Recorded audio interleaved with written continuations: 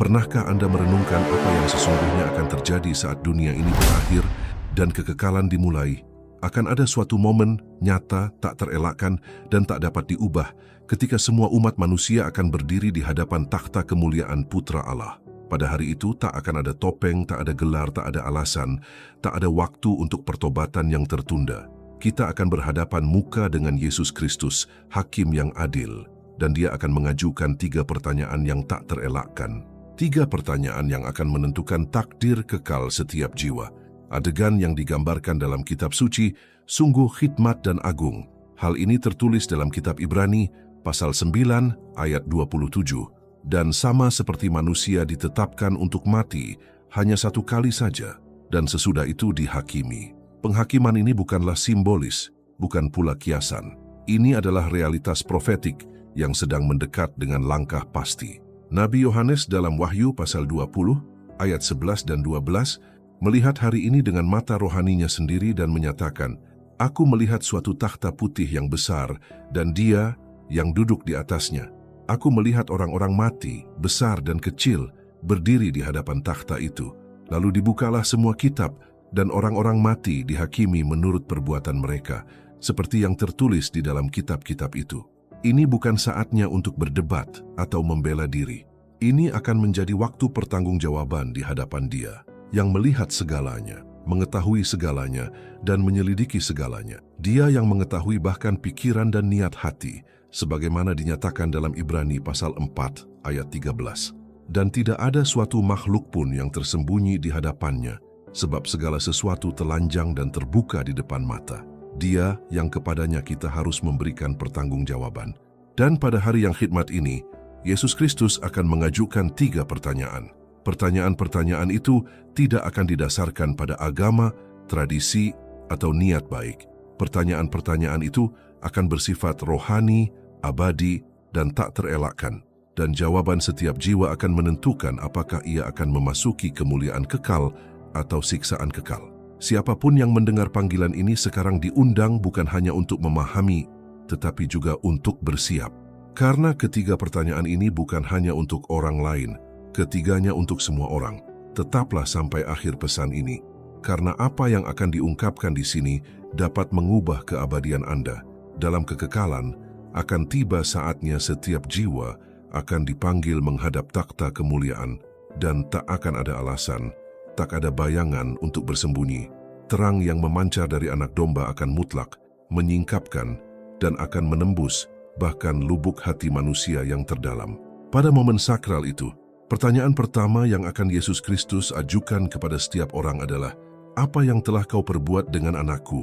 Ini bukan pertanyaan yang ditujukan pada jasa manusia, bukan pula pada pencapaian keagamaan, bukan pula pada seberapa sering seseorang menghadiri gereja, menyanyikan pujian atau melakukan perbuatan baik. Bukan.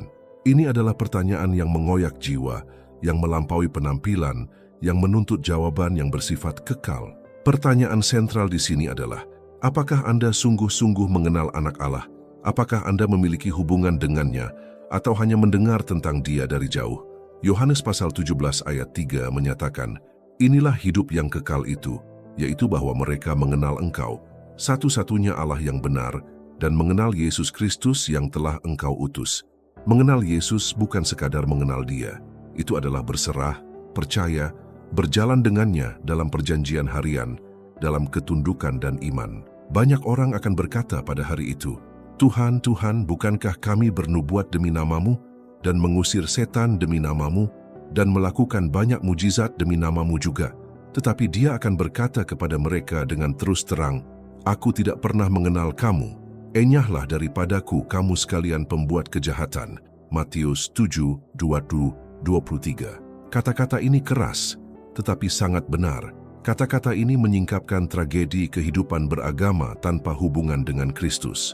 Bukan seberapa banyak yang telah Anda lakukan untuk Tuhan, tetapi seberapa banyak Anda menjadi miliknya. Keselamatan tidak diperoleh. Itu diterima dengan iman, dan iman ini memanifestasikan dirinya dalam penyerahan diri yang tulus, nyata, dan setiap hari. Yohanes 1:12 mengingatkan kita, tetapi semua orang yang menerimanya diberinya kuasa supaya menjadi anak-anak Allah, yaitu mereka yang percaya dalam namanya. Iman yang menyelamatkan adalah iman yang mengubah kita dari dalam keluar, yang menuntun kita untuk meninggalkan dosa bukan karena kewajiban, melainkan karena kasih kepada Juru Selamat. Iman inilah yang membuat kita berkata, "Aku telah disalibkan dengan Kristus, namun aku hidup, tetapi bukan lagi aku sendiri, melainkan Kristus yang hidup di dalam aku." Galatia 2:20. Pada hari penghakiman, semua penyamaran akan runtuh. Lapisan religiusitas akan luluh di hadapan mata anak domba Allah yang menyala-nyala. Dan pertanyaan itu akan bergema dengan penuh otoritas dan kelembutan. Apa yang telah kau perbuat dengan anakku? Banyak orang akan berpikir bahwa karena mereka dilahirkan dalam keluarga Kristen atau karena mereka telah melayani dalam pelayanan atau mengikuti tradisi, mereka aman.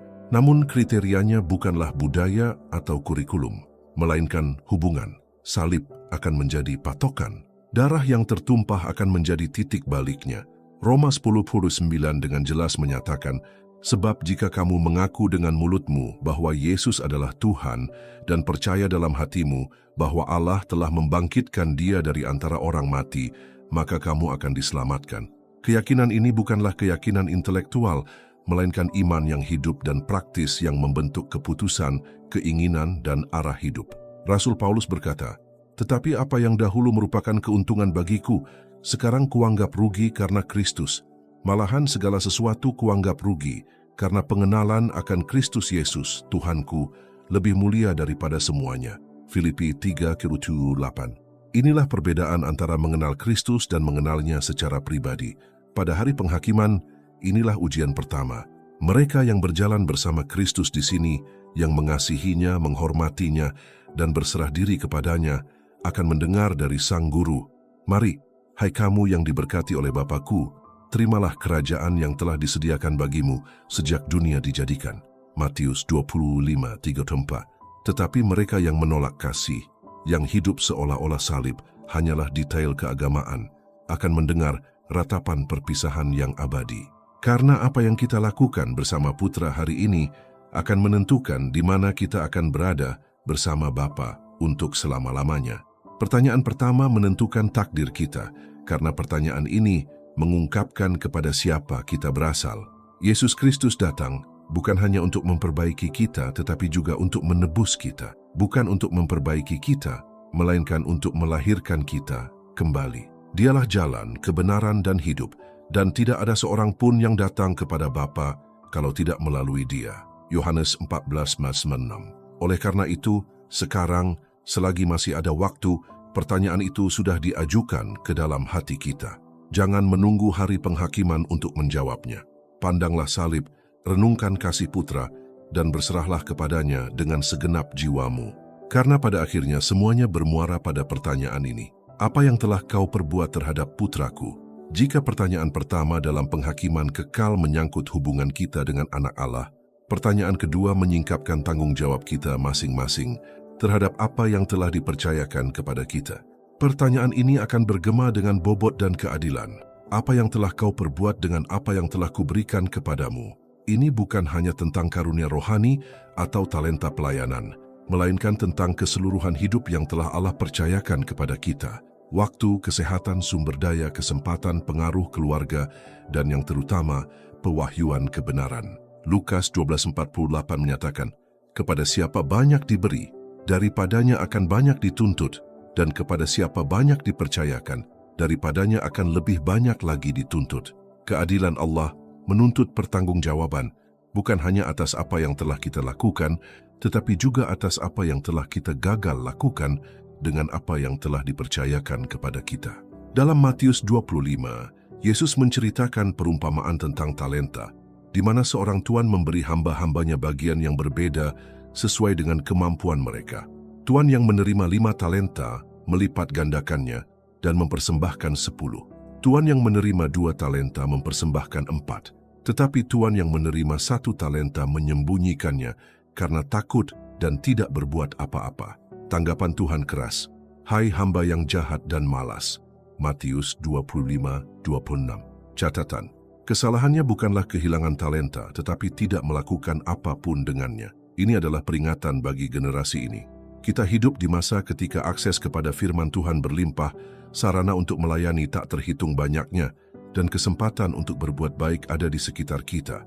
Namun banyak yang mengubur talenta mereka, terlalu sibuk dengan diri mereka sendiri, proyek-proyek mereka, kesenangan-kesenangan mereka, dan gangguan-gangguan yang sesaat. Injil dipercayakan kepada kita bukan sebagai harta yang harus disembunyikan, melainkan sebagai api yang harus disebarkan. Dalam 1 Petrus 4:10 kita membaca, "Sebagaimana kamu masing-masing telah menerima karunia, gunakanlah karunia itu untuk saling melayani, sebagai pengurus yang baik dari kasih karunia Allah yang beraneka ragam." Kita adalah pengurus dari apa yang telah dipercayakan Allah kepada kita. Kita bukan pemiliknya. Apakah Dia memberi kita waktu? Haruskah kita memanfaatkannya? Apakah Dia memberi kita kata-kata? Haruskah kita berbicara dengan penuh kasih karunia? Apakah Dia memberi kita sumber daya? Haruskah kita menabur benih untuk kerajaan? Apakah Dia memberi kita pengaruh? Haruskah kita menggunakannya untuk membangun? Setiap tindakan, setiap pilihan, setiap pemborosan akan dievaluasi. Apa yang telah kita lakukan dengan tahun-tahun yang diberikan kepada kita? Apa yang telah kita lakukan dengan anak-anak yang Dia percayakan kepada kita? Bagaimana kita memperlakukan pasangan kita? Apa yang telah kita lakukan dengan panggilan yang kita rasakan di hati kita, tetapi yang karena takut atau berpuas diri kita abaikan? Ada banyak orang yang mengubur bakat mereka di tanah hiburan, di lubang penundaan rohani, di bawah pasir religiusitas yang steril. Dan pada hari itu, ketika Yesus menatap mata kita dan bertanya, "Apa yang telah kamu lakukan dengan apa yang telah kuberikan kepadamu?" tidak akan ada pembenaran untuk pengabaian. Roma 14:12 mengatakan, "Demikianlah setiap orang di antara kita akan memberi pertanggungjawaban tentang dirinya sendiri kepada Allah." Tanggung jawab bersifat pribadi. Allah tidak akan menuntut pertanggungjawaban atas apa yang tidak Dia berikan, tetapi Dia akan meminta pertanggungjawaban atas apa yang telah Dia percayakan. Rasul Paulus berkata dalam 1 Korintus 4:2, yang akhirnya dituntut dari pelayan-pelayan yang demikian ialah bahwa mereka ternyata dapat dipercayai. Kesetiaan adalah kriterianya, bukan kuantitasnya. Apa yang tampak kecil hari ini, hadiah sederhana, kesempatan untuk menolong seseorang, waktu yang didedikasikan untuk berdoa, akan diingat dan diberi pahala. Kristus sendiri berkata dalam Matius 10:42 bahwa secangkir air dingin yang diberikan dalam namanya tidak akan luput dari pahala. Takhta pengadilan Kristus yang dijelaskan dalam 2 Korintus 5:10 adalah tempat di mana orang percaya akan mempertanggungjawabkan perbuatan mereka. Ini bukan tentang keselamatan, karena keselamatan adalah karena kasih karunia, tetapi tentang pahala kekal.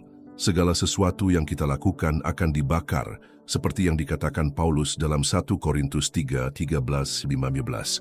Emas, perak, dan batu permata akan tetap ada, sedangkan kayu, rumput kering, dan jerami akan habis terbakar. Penghakiman ini nyata, segera, dan seharusnya menuntun kita untuk hidup dengan tujuan. Kita harus seperti hamba-hamba Tuhan yang setia, yang bahkan saat Tuhan tidak ada, tetap bekerja dengan penuh semangat. Kita harus seperti Rasul Paulus, yang di akhir perjalanannya dapat berkata, "Aku telah mengakhiri pertandingan yang baik, aku telah mencapai garis akhir, aku telah memelihara iman." 2 Timotius 4:7. Generasi kita telah menerima banyak hal. Kita memiliki kebebasan beragama, akses ke Alkitab dalam berbagai format, pendidikan, teknologi, dan platform untuk mewartakan Injil. Namun apa yang kita lakukan dengan semua ini? Apakah kita menjadi terang dan garam? Apakah kita hidup dengan mata tertuju pada surga dan kaki kita teguh pada misi? Atau apakah kita menyia-nyiakan apa yang telah dipercayakan kepada kita, teralihkan oleh sistem dunia ini? Ketika Yesus kembali, dan Dia akan kembali, banyak orang akan malu di hadapannya karena mereka menyembunyikan apa yang dipercayakan kepada mereka. Yang lain akan mendengar, "Baik sekali perbuatanmu itu, hai hamba yang baik dan setia, masuklah ke dalam sukacita Tuhanmu." Matius 25:21. Pertanyaan kedua tentang penghakiman kekal tidak dapat diabaikan. Itu memanggil kita untuk bertanggung jawab dan tekun. Itu mengundang kita untuk bangun. Masih ada waktu untuk membalikkan keadaan. Masih ada bakat yang dapat digali, panggilan yang dapat dihidupkan kembali, karunia yang dapat dihidupkan kembali. Seperti yang Paulus desak Timotius, "Kobarkanlah karunia yang ada padamu." 2 Timotius 1:6. Tuhan memanggil kita untuk setia. Kekekalan akan ditandai dengan bagaimana kita menjawab pertanyaan, apa yang telah kau perbuat dengan apa yang telah kuberikan kepadamu. Ini bukan waktu untuk disia-siakan. Ini adalah waktu untuk berkembang biak. Inilah saatnya untuk hidup sebagai orang yang tahu bahwa mereka akan segera bertanggung jawab kepada Raja. Di antara pertanyaan-pertanyaan yang akan bergema di penghakiman kekal, ada satu pertanyaan yang akan menyingkapkan hakikat paling intim dari hubungan manusiawi dan rohani kita. Suara hakim yang adil akan terdengar tegas, namun terluka oleh kekerasan hati kita. Mengapa kamu tidak mengampuni seperti aku telah mengampuni kamu? Pertanyaan ini akan menusuk hati, bagaikan pedang yang tajam, karena menyingkapkan kemunafikan orang-orang yang menerima belas kasihan, tetapi menolak belas kasihan sesamanya. Dalam Matius 18:45, Yesus memberikan kita sebuah perumpamaan yang berbicara langsung tentang hal ini. Seorang hamba berutang kepada tuannya sejumlah uang yang tak terbayar, setara jutaan. Ia memohon belas kasihan, namun diampuni. Namun, ketika hendak pergi, ia bertemu dengan hamba lain yang berutang sedikit kepadanya, dan alih-alih mengampuninya, ia malah menjebloskannya ke penjara. Ketika tuannya mendengar hal ini, ia marah dan menyerahkannya kepada para penyiksa. "Hai hamba yang jahat," katanya, "aku telah mengampuni segala utangmu karena engkau telah memohon kepadaku. Bukankah seharusnya engkau memiliki belas kasihan kepada hamba sesamamu, sama seperti aku telah memiliki belas kasihan kepadamu?" Matius 18:32-33. Inilah pertanyaan yang akan diajukan surga kepada mereka yang menyimpan luka, dendam, dan kebencian. Bagaimana mungkin kita yang telah diampuni dari dosa-dosa yang mengerikan, menolak pengampunan atas pelanggaran manusia? Pengampunan bukanlah pilihan di kerajaan Allah, melainkan sebuah perintah. Yesus mengajarkan hal ini dengan jelas dalam Matius 6:14-15. "Karena jikalau kamu mengampuni kesalahan orang, Bapamu yang di surga akan mengampuni kamu juga.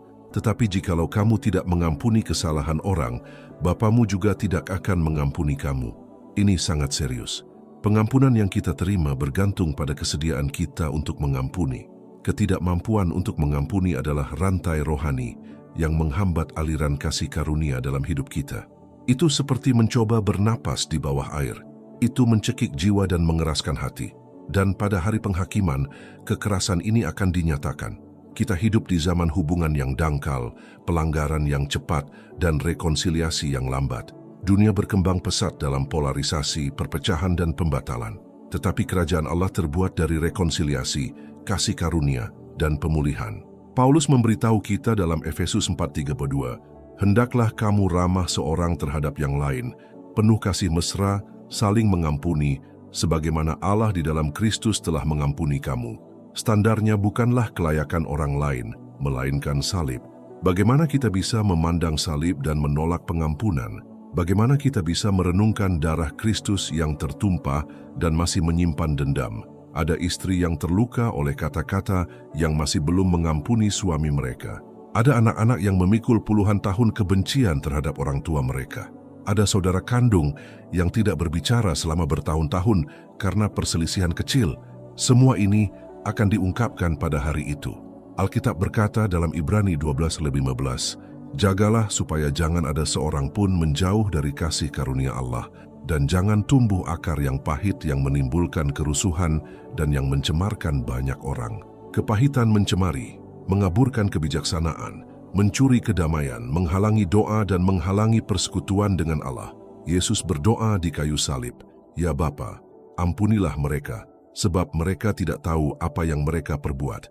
Lukas 23:34. Inilah standarnya. Dan dia mengajarkan kita dalam doa Bapa kami, "Ampunilah kami akan kesalahan kami, seperti kami juga mengampuni orang yang bersalah kepada kami." Matius 6:12. Pahamilah, kita meminta Tuhan untuk memperlakukan kita dengan ukuran yang sama yang kita gunakan untuk orang lain. Ini menakutkan bagi mereka yang tidak mau mengampuni. Banyak yang berdoa, berpuasa, dan menghadiri gereja, tetapi hidup terbelenggu oleh ketidakmauan untuk mengampuni dan tidak menyadari bahwa hal ini membatalkan persekutuan mereka dengan Tuhan. Yesus berkata dalam Markus 11:25, "Dan ketika kamu berdiri berdoa, Ampunilah jika kamu menyimpan sesuatu terhadap seseorang. Pengampunan adalah prasyarat untuk surga. Tidak ada cara untuk mengasihi Tuhan dan membenci saudaramu. 1 Yohanes 4:20. Salib memiliki dua arah, vertikal dan horizontal. Jika persekutuan kita dengan Tuhan kuat, ini akan tercermin dalam cara kita memperlakukan orang-orang di sekitar kita. Dalam penghakiman kekal, Allah tidak akan meminta maaf atas keadilannya. Ia akan bertanya dengan mata yang pernah menangis di kayu salib, "Mengapa engkau tidak mengampuni?" Keheningan akan memekakkan telinga. Tak ada derita yang dapat dibandingkan dengan derita Kristus demi kasih kita. Tak ada pelanggaran yang lebih pedih daripada dosa-dosa kita yang telah Ia ampuni. Mengampuni bukanlah meminimalkan rasa sakit. Mengampuni berarti memutuskan untuk tidak menjadi budaknya. Mengampuni berarti menyerahkan pelanggaran ke tangan hakim yang adil dan percaya bahwa Dia akan memberikan keadilan. Mengampuni berarti membebaskan diri dari penjara jiwa. Banyak yang tidak mengalami penyembuhan emosional, pembebasan rohani, atau kebangunan rohani di rumah mereka karena mereka menolak untuk melepaskan pengampunan. Namun ada harapan. Roh Kudus masih memanggil kita untuk mengampuni. Masih ada waktu untuk memulihkan, untuk merangkul, untuk memohon pengampunan, dan untuk melepaskan pengampunan. Salib masih berbicara, darah masih berseru, dan jika kita mendengarkan suara Roh, kita akan diubahkan. Semoga Roh Kudus menyelidiki hati kita hari ini. Semoga Dia menyingkapkan dendam yang tersembunyi. Semoga Dia menuntun setiap orang untuk mengampuni dengan tulus, seperti yang Kristus lakukan. Karena dalam penghakiman kekal, orang yang mengampuni akan diampuni, dan orang yang mengeraskan hatinya akan mendengar hukuman yang seharusnya bisa dihindari. Semoga kasih mengalahkan kesombongan. Semoga kasih karunia menang atas kebencian. Dan semoga kita berdiri di hadapan takhta, bukan dengan tangan yang ternoda oleh kebencian, melainkan dengan hati yang dibasuh oleh darah anak domba. Pertanyaan itu akan datang dan jawabannya harus dihidupi. Aku telah mengampuni, karena aku telah diampuni. Di antara gema abadi yang akan bergema di istana surgawi, akan ada pertanyaan yang rasa sakitnya tak tertahankan bagi banyak orang. Mengapa kamu malu akan namaku? Pertanyaan ini tidak akan diajukan dalam kemarahan, melainkan dalam kekecewaan terhadap juru selamat yang mengasihi kita, sampai ditolak, dikhianati, dicemooh, dan disalibkan.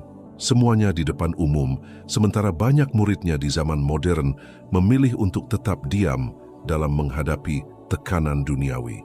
Dalam Markus 8:38, Tuhan Yesus sendiri dengan hikmat menyatakan, "Sebab barang siapa malu karena aku dan karena perkataanku di tengah-tengah angkatan yang tidak setia dan berdosa ini, Anak Manusia juga akan malu karena orang itu apabila Ia datang kelak dalam kemuliaan Bapanya diiringi malaikat-malaikat kudus." Ini adalah peringatan profetik. Yesus berbicara tentang kedatangannya kembali, dan Dia secara langsung menghubungkan keselamatan dengan keberanian dan kesetiaan kita kepada namanya. Rasa malu Yesus saat ini tidak hanya diungkapkan dalam penyangkalan yang gamblang, tetapi juga dalam diam yang pengecut. Berapa kali kita gagal mengatakan kebenaran karena takut diejek? Berapa kali kita memilih untuk menyembunyikan iman kita agar tidak menyinggung siapapun? Kita hidup di generasi yang bermegah dalam amoralitas, yang merayakan dosa, yang mengagungkan pemberontakan terhadap Tuhan, tetapi tidak nyaman dengan penyebutan nama Yesus.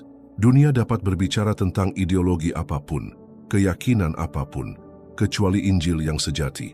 Dan ketika anak-anak Tuhan tetap diam dalam menghadapi hal ini, mereka menyangkal Tuhan mereka.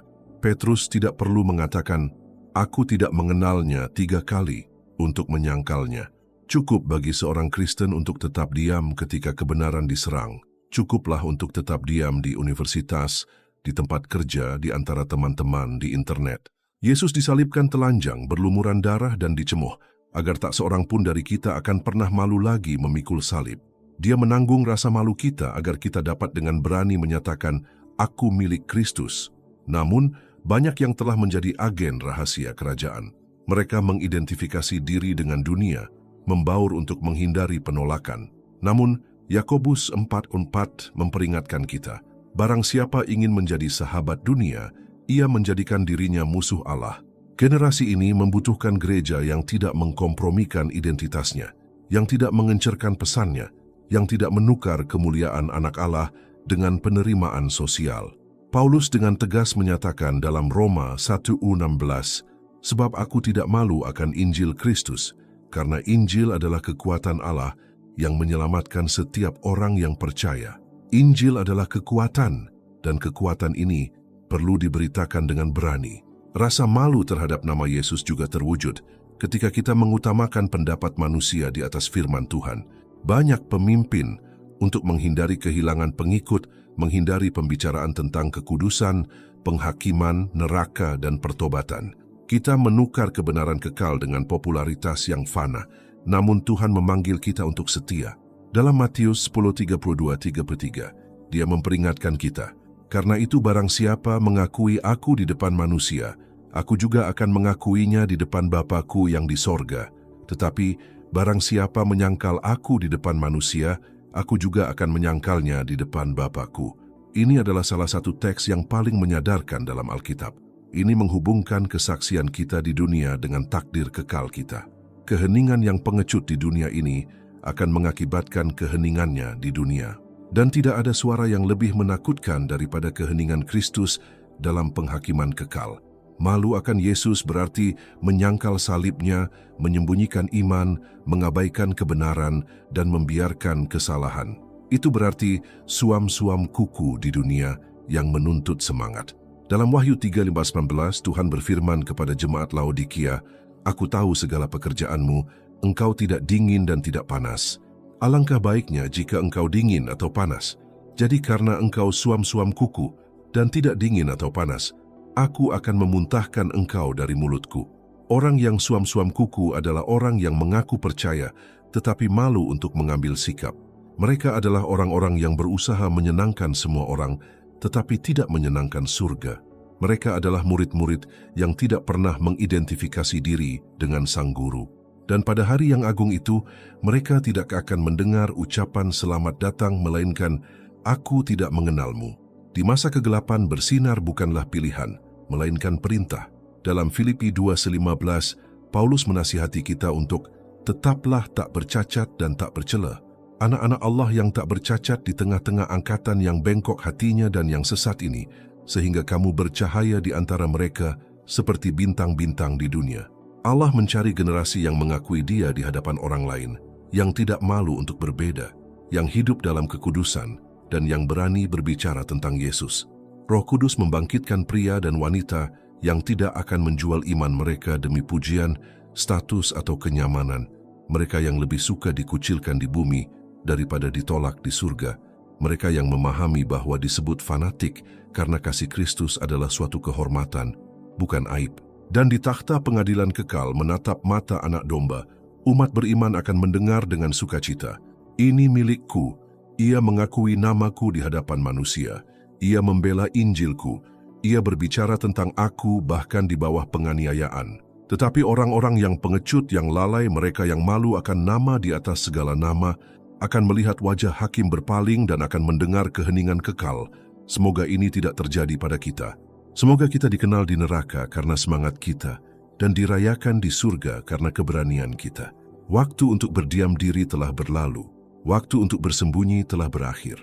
Inilah saatnya untuk mengaku dengan bibir dan dengan hidup, "Aku milik Kristus dan aku tidak malu akan namanya." Dalam pengadilan agung Allah, salah satu pertanyaan yang paling menusuk yang akan mengiris bagai pedang tajam ke dalam hati nurani mereka yang hadir adalah, "Mengapa engkau memilih dunia daripada kerajaanku?" Pertanyaan ini akan bergema di dalam jiwa bagaikan bunyi kalimat terakhir.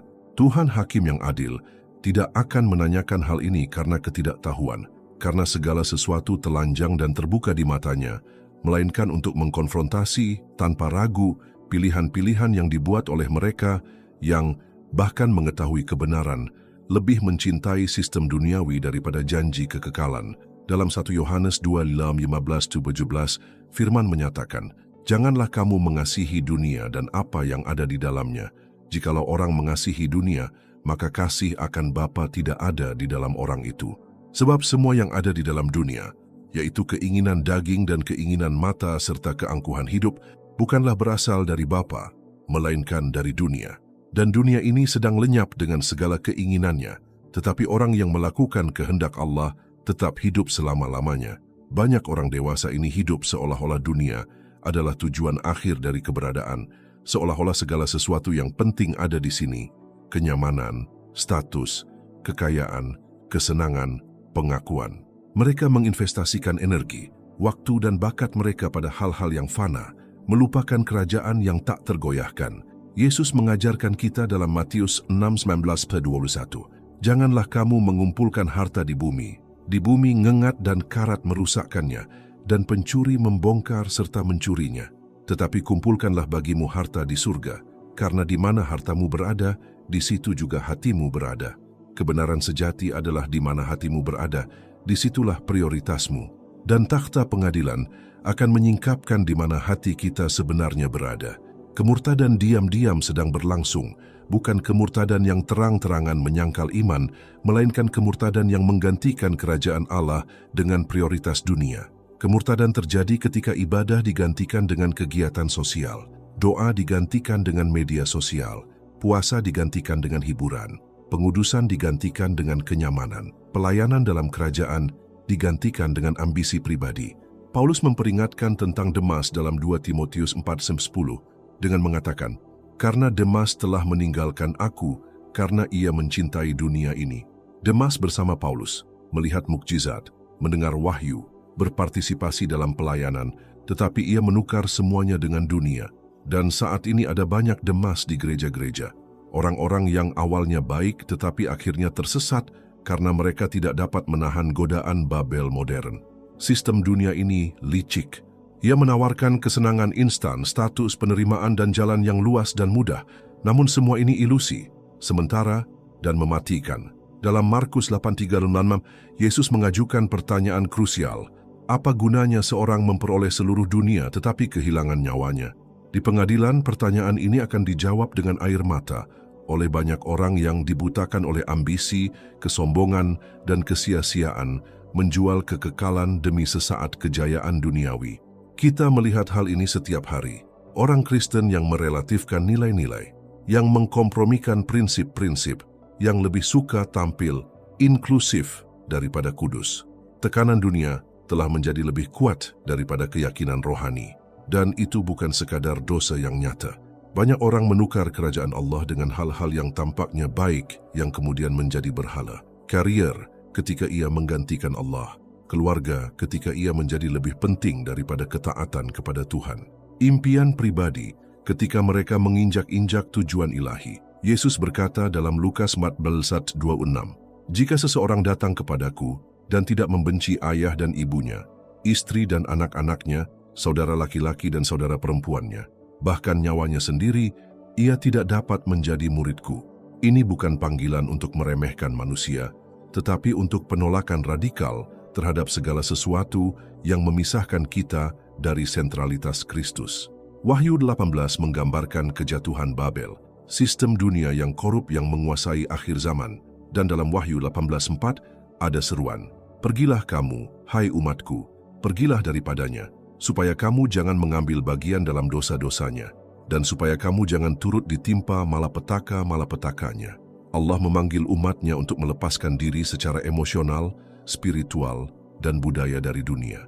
Ini bukan tentang hidup dalam keterasingan, tetapi tentang hidup terpisah, dikuduskan dan tak tercemar. Karena di takhta penghakiman, pertanyaannya akan langsung, "Mengapa engkau memilih dunia daripada kerajaanku?" Dan tidak akan ada pembenaran yang akan berdiri di hadapan takhta itu. Mereka yang memilih kerajaan Allah tidak akan terbebas dari penganiayaan, penderitaan, atau penolakan. Namun mereka akan dimahkotai dengan kemuliaan kekal. Dalam 2 Timotius 4:8, Paulus dengan tegas menyatakan, "Aku telah mengakhiri pertandingan yang baik, aku telah mencapai garis akhir, dan aku telah memelihara iman. Sekarang telah tersedia bagiku mahkota kebenaran." Mahkota ini diperuntukkan bagi mereka yang hidup untuk kerajaan Allah, bukan untuk dunia. Bagi mereka yang menolak tawaran setan, seperti Yesus di padang gurun. Bagi mereka yang tidak tunduk pada budaya Nebukadnezar, seperti teman-teman Daniel. Bagi mereka yang tidak mengkompromikan identitas mereka, seperti Yusuf di Mesir. Mereka akan mendengar, "Mari, hai kamu yang diberkati oleh Bapa-Ku."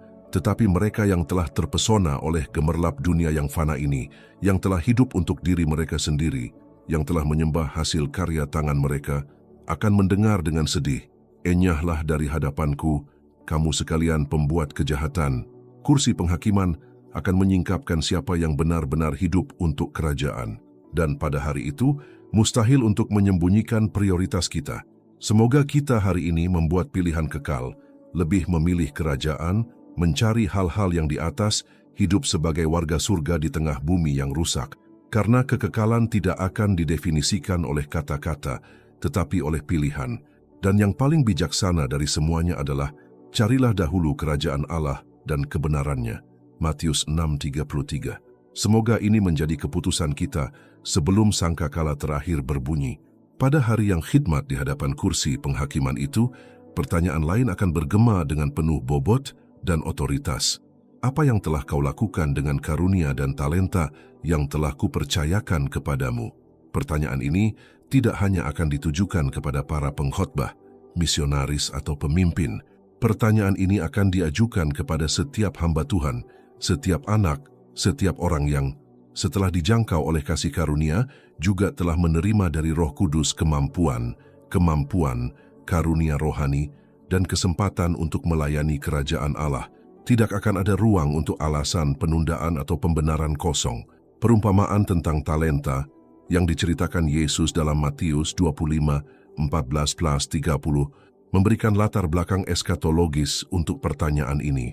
Di sana Tuhan memberikan talenta kepada 3 hamba, 5 untuk 1 orang, 2 untuk yang lain, dan 1 untuk yang terakhir, sesuai dengan kemampuan masing-masing. Kedatangan Tuhan kembali melambangkan hari penghakiman ketika Dia akan meminta pertanggungjawaban. 2 orang melipat gandakan apa yang mereka terima, namun 1 orang mengubur talenta itu karena takut dan puas diri. Dan alih-alih mendengar, "Baik sekali perbuatanmu, hai hamba yang baik dan setia," ia malah mendengar, "Hai hamba yang jahat dan malas, ambillah talentanya." Matius 25:26-28. Ya, di takhta pengadilan Kristus, kelalaian rohani akan dikutuk. Tidak cukup hanya dengan tidak berbuat salah, hamba itu dihakimi karena tidak berbuat baik dengan apa yang diterimanya. Ada orang percaya dewasa ini yang hidup seolah-olah tidak punya apa-apa untuk ditawarkan. Mereka telah mengubur karunia mereka dengan alasan, "Saya malu, saya tidak tahu bagaimana berbicara, saya tidak punya waktu, tidak ada yang memberi saya kesempatan." Namun, kenyataannya adalah panggilan itu datang dari Tuhan, bukan dari manusia. Roh Kuduslah yang memberi kuasa, dan setiap karunia yang datang dari atas membawa tanggung jawab, membangun tubuh Kristus dan mewujudkan kerajaan di bumi. 1 Petrus 4:10 mengatakan, "Setiap orang hendaknya menggunakan karunia yang telah diterimanya untuk melayani orang lain, sebagai pengurus yang baik dari kasih karunia Allah yang beraneka ragam." Dengan kata lain, Allah tidak hanya memberi kita karunia, Ia menganggap kita sebagai pengelola. Kita adalah pengelola kasih karunia, dan kita akan mempertanggungjawabkan perbuatan kita dengan karunia itu. Berapa banyak karunia yang terbuang sia-sia demi kenyamanan? Berapa banyak pelayanan yang telah dikesampingkan karena kesombongan, rasa sakit hati, atau gangguan duniawi? Berapa banyak firman kenabian yang telah diredam oleh rasa takut akan kritik? Berapa banyak tangan penyembuhan yang tidak aktif karena rasa tidak aman? Berapa banyak suara syafaat yang telah dibungkam oleh kehidupan doa yang dangkal? Di takhta pengadilan, semua ini tidak akan disembunyikan. Tuhan akan berkata, "Aku memberimu waktu, kesehatan, kesempatan, firman, urapan, inspirasi, dan apa yang telah kau lakukan dengannya." Rasul Paulus menyadari betapa seriusnya tanggung jawab ini. Itulah sebabnya ia berkata dalam 1 Korintus 15:10, "Karena kasih karunia Allah aku adalah sebagaimana aku ada, dan kasih karunia yang dianugerahkannya kepadaku tidak sia-sia." Kasih karunia yang diterima, tetapi tidak menghasilkan buah akan menjadi sia-sia. Dan ini adalah sesuatu yang akan dialami banyak orang dengan menyakitkan di pengadilan. Kesadaran bahwa mereka dipanggil untuk melakukan jauh lebih banyak daripada yang telah mereka lakukan. Kita tidak berbicara tentang perbuatan untuk keselamatan, melainkan tentang pelayanan yang setia sebagai buah keselamatan. Dalam 2 Korintus 5:10, Paulus menyatakan, Sebab kita semua harus menghadap takhta pengadilan Kristus, supaya setiap orang memperoleh apa yang patut diterimanya sesuai dengan yang dilakukannya dalam hidupnya ini, baik ataupun jahat. Ada orang-orang yang tidak pernah berkhotbah tetapi berdoa secara rahasia dan menjadi pilar-pilar tak terlihat dalam pekerjaan Tuhan. Mereka ini akan menerima penghormatan, yang lain melayani publik, tetapi bertindak atas dasar kesia-siaan dan promosi diri, dan perbuatan mereka akan dibakar dalam api, seperti jerami. 1 Korintus 3, 12-15. Penghakiman akan menyingkapkan motif, bukan hanya apa yang kita lakukan, tetapi mengapa kita melakukannya. Tuhan telah mempercayakanmu dengan karunia-karunia yang bukan untuk dikubur, melainkan untuk diaktifkan. Ketika kamu diam, satu generasi berhenti mendengarkan. Ketika kamu gagal melayani, satu tubuh melemah. Ketika kamu gagal berdoa, satu pertempuran kalah. Ketika kamu gagal mengajar, seseorang tetap bodoh. Tidak menggunakan karunia itu berarti tidak menghormati Sang Pemberi. Karena itu, saudara-saudaraku yang terkasih, bangunlah. Paulus berkata kepada Timotius, kobarkanlah karunia Allah di dalam dirimu. 2 Timotius 1:6. Karena sebentar lagi, Sang Guru akan datang. Dan saat kita menatap matanya, pertanyaan itu akan membara seperti api. Apa yang telah kau lakukan dengan karunia dan talenta yang telah kupercayakan kepadamu? Semoga Anda dapat mengucapkan dengan gembira pada hari itu, aku telah berlipat ganda Tuhan. Aku telah menggunakan semua yang kau berikan kepadaku, bukan untuk kemuliaanku sendiri, melainkan untuk kemuliaan-Mu. Aku telah mengakhiri pertandingan yang baik. Aku telah memenuhi panggilanku. Aku telah menyelesaikan perlombaan. Dan kemudian kamu akan mendengar apa yang setiap hamba yang setia rindukan untuk didengar. Baik sekali perbuatanmu itu, hai hamba yang baik dan setia, masuklah ke dalam sukacita Tuhanmu. Matius 25:23. Dalam kekekalan di hadapan takhta hakim yang adil, ketika setiap perbuatan, pikiran, dan niat diungkapkan, pertanyaan ini akan menusuk hati seperti pedang bermata dua. Mengapa kamu tidak memaafkan? Jika aku sudah memaafkanmu, itu bukan tuduhan dari hakim yang jauh, melainkan dari juru selamat yang mencurahkan darahnya untuk memberikan pengampunan kekal. Kristus yang tergantung di kayu salib berseru, "Ya Bapa, ampunilah mereka, sebab mereka tidak tahu apa yang mereka perbuat." Lukas 23:34. Pertanyaan itu akan beresonansi dengan kedalaman rohani karena akan menyentuh hakikat Injil, pengampunan yang telah kita terima dengan cuma-cuma, dan kita dipanggil untuk memberikannya juga. Kita hidup di masa ketika dendam telah menjadi bagian dari kehidupan. Orang-orang menyimpan dendam selama bertahun-tahun. Saudara kandung terpecah belah hanya karena hal-hal kecil. Keluarga terpecah belah karena kata-kata kasar. Gereja-gereja terpecah belah oleh kesombongan yang terluka. Dan yang paling menakutkan, banyak yang akan melanjutkan kehidupan religius mereka seolah-olah semuanya baik-baik saja.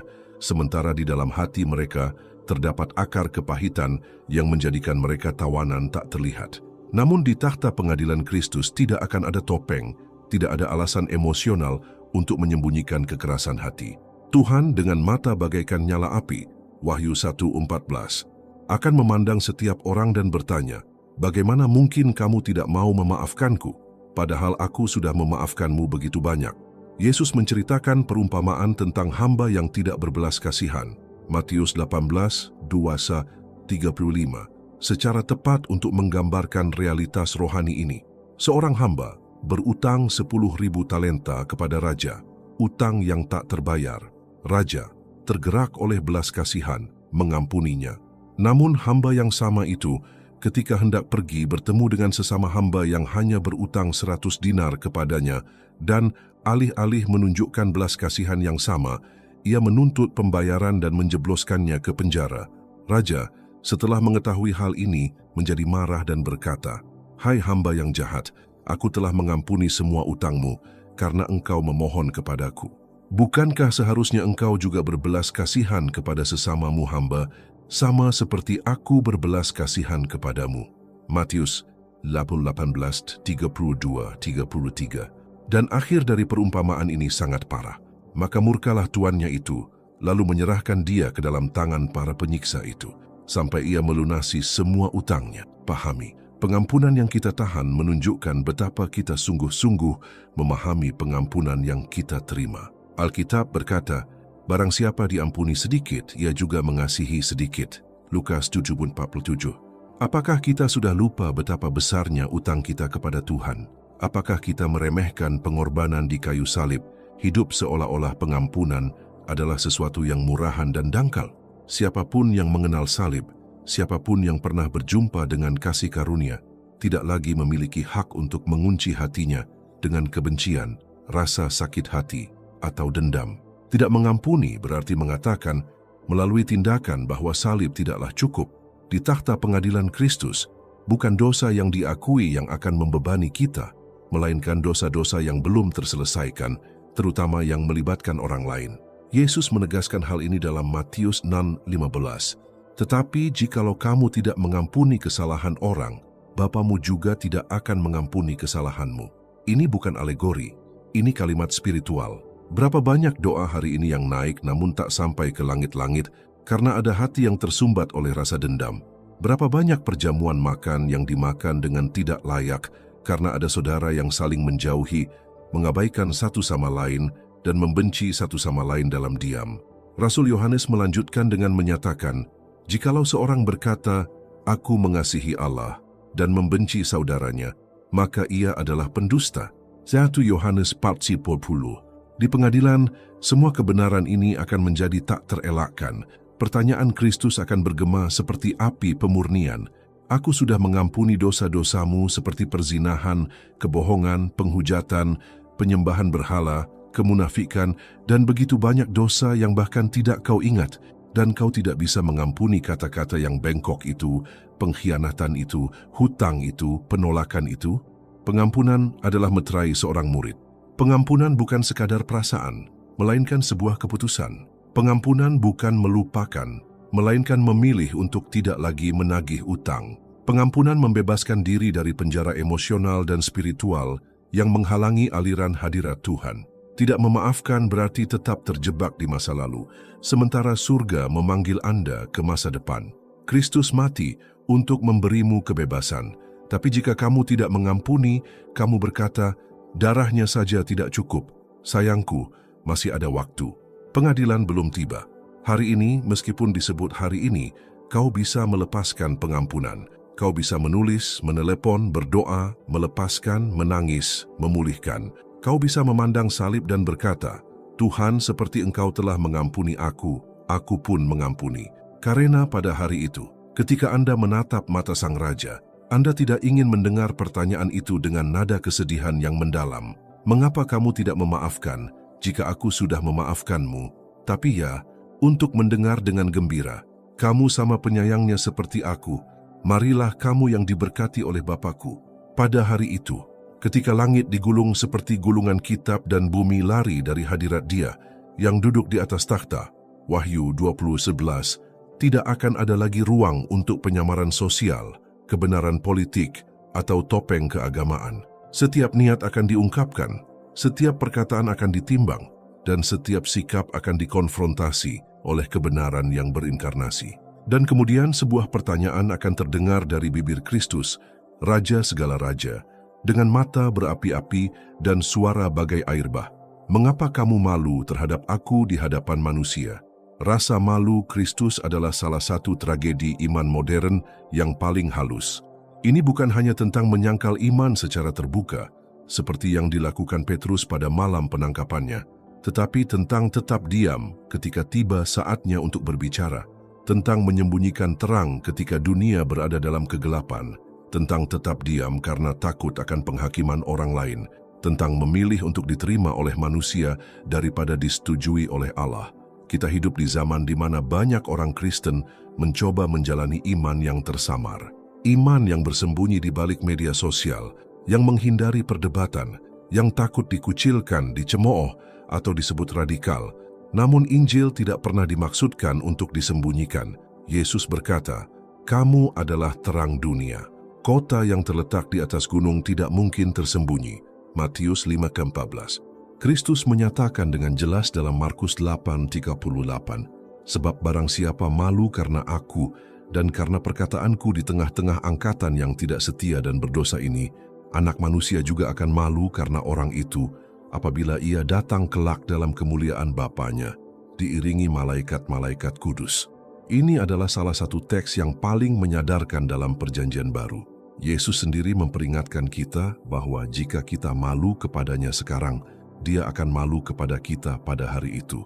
Bayangkan Anda berdiri di hadapan takhta itu, berharap mendengar "Hai hamba yang baik dan setia," tetapi ternyata Anda menyadari bahwa Tuhan yang Anda akui sebagai pengikutnya tidak mengenali Anda karena semasa hidup Anda menyangkalnya dengan sikap-sikap Anda, dengan kebisuan Anda, dengan kepengecutan rohani Anda.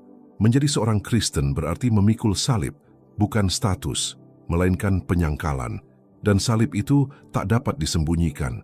Tidak ada salib rahasia, tidak ada murid yang tersembunyi. Pada abad-abad awal mengikuti Kristus berisiko mati, namun banyak yang lebih suka dibakar hidup-hidup atau dilempar ke singa daripada menyangkal iman mereka di depan umum. Dan hari ini, yang dibutuhkan hanyalah tatapan sinis, komentar mengejek, momen canggung, dan beberapa orang akhirnya menyerah. Beberapa orang lebih suka menyembunyikan keyakinan mereka. Dan bagian terburuknya, ada orang-orang yang malu dengan perkataan Yesus sendiri. Berapa banyak orang dewasa ini yang menghindari penegasan bahwa hanya ada satu jalan kepada Allah. Yohanes 14:6, bahwa dosa itu nyata, bahwa Alkitab adalah kebenaran, karena takut dianggap tidak toleran atau fanatik. Namun pada hari itu, segalanya akan menjadi jelas. Dan pertanyaannya akan langsung, mengapa kamu malu terhadap aku di hadapan manusia? Mengapa Anda menyembunyikan kesaksian Anda dari rekan-rekan Anda? Mengapa kamu tidak menyebutkan namaku dalam percakapan itu? Mengapa kamu bertindak seolah-olah aku bukan Tuhanmu, hanya agar kamu tidak ditolak oleh orang lain? Ketakutan akan penolakan akan menjadi tidak relevan sebelum penghakiman. Pendapat manusia yang pernah dianggap penting pada hari itu tidak akan memiliki nilai apapun. Masa yang tadinya bersorak-sorai karena diam, kini tak mampu berbuat apa-apa, karena penilaiannya akan bersifat individual. Dan sebelum Kristus, engkau hanya menyatakan imanmu secara terbuka atau diam saja karena malu. Rasul Paulus dengan berani menyatakan, sebab aku mempunyai keyakinan yang kokoh dalam Injil, karena Injil adalah kekuatan Allah yang menyelamatkan setiap orang yang percaya. Roma 1:16. Inilah yang seharusnya menjadi sikap setiap orang beriman. Kita tidak bisa tinggal diam menghadapi generasi yang meneriakkan kebohongan. Kita tidak dapat menyembunyikan cahaya dalam kegelapan. Nama Yesus harus diberitakan dengan keberanian, dengan kasih, dan dengan otoritas. Kebenaran harus dikatakan, meskipun menyakitkan, meskipun menimbulkan penolakan. Karena satu-satunya persetujuan yang penting adalah persetujuan Kristus. Dan di pengadilan, Dia sendiri akan berkata, barang siapa mengakui aku di depan manusia, aku juga akan mengakuinya di depan Bapa-Ku yang di surga. Matius 10:32. Namun bagi orang yang malu, jawabannya adalah diam.